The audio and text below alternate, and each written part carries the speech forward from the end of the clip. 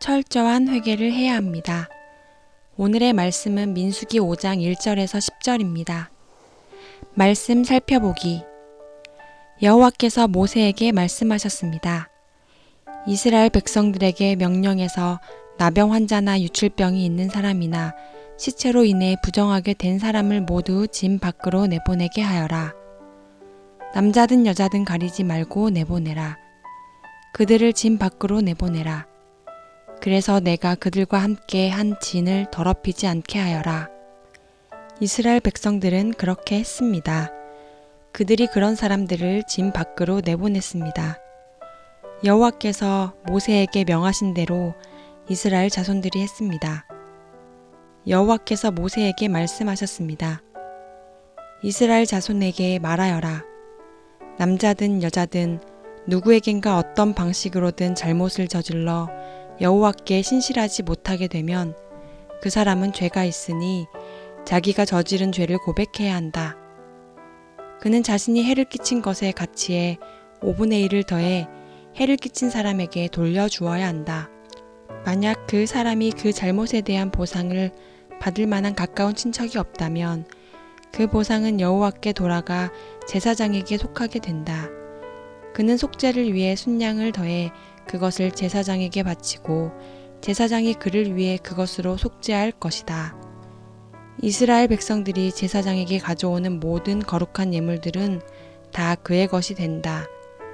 각 사람이 준비한 거룩한 예물은 다 각자의 것이지만 제사장에게 드린 것은 제사장의 것이 된다. 말씀 이해하기. 인구 조사와 짐 배치를 한 후 이스라엘은 완전한 진영을 갖추게 됩니다. 그리고 그 진영 한가운데 거룩하신 하나님께서 거하십니다.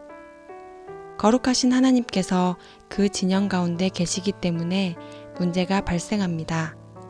즉, 이스라엘 백성이 거룩하지 못하면 거룩하신 하나님 앞에서 죽게 된다는 사실입니다. 그러기에 이스라엘 백성들은 거룩한 삶을 살고 그 진영을 더럽히지 않아야 합니다. 이스라엘 백성들은 레위기 19장 2절에 나 너희 하나님 여호와가 거룩하니 너희도 거룩해야 한다 라는 말씀을 지켜야 합니다. 이에 첫 번째로 명령하신 것이 나병 환자, 유출병자, 그리고 시체로 인해 부정하게 된 자를 진영 밖으로 내보내는 것입니다. 레위기 11장에서 15장에 의하면 시체로 인해 부정하게 된 자, 나병 환자, 그리고 유출병자는 부정하며 그 상태로는 하나님 앞에 나아갈 수 없는 사람들입니다. 그들의 부정은 진영을 더럽히기 때문에 진영 밖으로 내보내져야 합니다. 그 예로 나병이 걸린 미리암이 이런 조치를 당하게 됩니다. 이런 사람들을 진영 밖으로 내보내는 것은 거룩하신 하나님의 진영을 더럽히지 않기 위함일 뿐만 아니라 전염을 방지하여 위생적으로 그리고 제의적으로도 공동체를 보호하기 위한 것입니다. 거룩하신 하나님께서는 이스라엘 백성들에게 거룩함을 요구하십니다.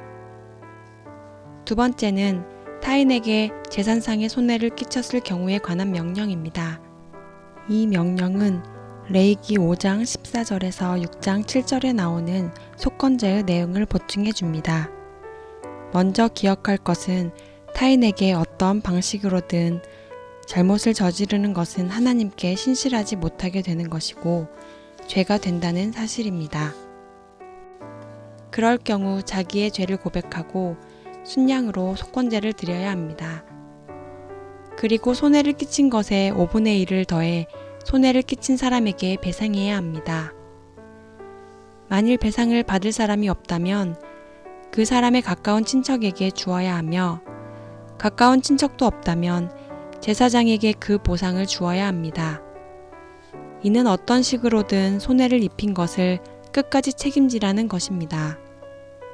속건제사와 더불어 손해를 끼친 것에 대한 배상이 이루어져야 온전한 속죄가 이루어집니다.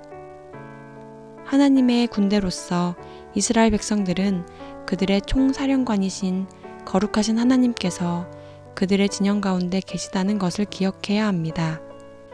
그리고 하나님의 말씀대로 그들은 거룩한 삶을 살아가야 합니다.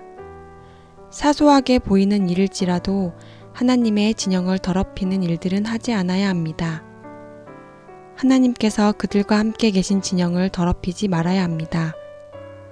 곧 가나안 땅 정복 전쟁에 나갈 출애굽 2세대들은 광야 40년 생활 동안 거룩하지 못했던 출애굽 1세대들을 반면교사 삼아 현재뿐만 아니라 가나안 땅에서도 거룩한 삶을 살도록 해야 할 것입니다. 우리는 나병 환자나 유출병자나 시체로 부정하게 된 자를 우리 공동체에서 추방시키지 않습니다. 그러나 거룩하신 하나님께서 명령하신 이 규례의 진정한 의도를 이해하여 사소한 일에서도 거룩한 삶을 살아가야 할 것입니다. 또한 우리는 타인에게 손해를 끼친다고 해서 속건제를 드리지 않습니다. 하지만 타인에게 손해를 끼치는 죄를 범할 경우 하나님께 죄를 고백하는 것뿐만 아니라 피해자에게 진정한 사죄와 철저한 배상을 하여 속죄를 받아야 할 것입니다. 철저한 회개는 하나님뿐만 아니라 손해를 끼친 사람에게도 해야 하면 용서는 하나님뿐만 아니라 피해자에게도 구하고 받아야 합니다. 우리는 하나님과 사람 앞에서 거룩한 삶을 살아가도록 힘써야 하겠습니다. 말씀 따라 살아가기. 당신이 혹시 누군가에게 잘못한 일이 있다면 그것은 하나님에게도 범죄한 것임을 깊이 깨닫고 하나님께 회개할 뿐만 아니라 피해자에게도 사죄하고 그 피해에 합당한 보상을 하도록 하십시오. 말씀대로 기도하기. 한국 교회가 잘못한 일에 대해 하나님께 회개만 하는 것이 아니라 필요하면 그에 상응하는 배상을 하는 교회가 되도록 함께 기도합시다.